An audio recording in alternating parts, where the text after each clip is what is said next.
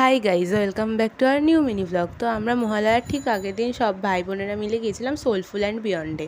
তো গিয়ে আমরা একটা সুন্দর কর্নার দেখে বসি, আর অ্যাম্বিয়েন্সটা খুবই ভালো ছিল। প্রথমে আমাদের একটা ওয়েলকাম স্ন্যাক্স দেওয়া হয়, তারপর আমরা স্টার্টারে অর্ডার করেছিলাম কাবাব, যেটা ভালো খেতে ছিল। মেন কোর্সে অর্ডার করেছিলাম গার্লিক নুডলস উইথ চিকেন, যেটা টেস্ট খুব ভালো ছিল।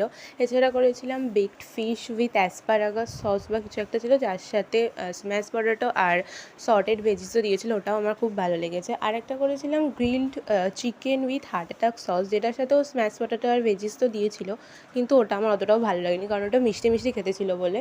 তো লাস্টে আমরা করি ডেজার্টে অর্ডার পিস্তাশিও কেক আর বেকড মালাই সন্দেশ, যে দুটো খুবই ভালো খেতে ছিল। তারপরে আমরা বাড়ি চলে আসি, আর এসে যে যার মতো ফ্রেশ হয়ে নিই। তারপর রাত্রিবেলা ভাবি যে কিছু একটা খাওয়া যাক সবাই মিলে।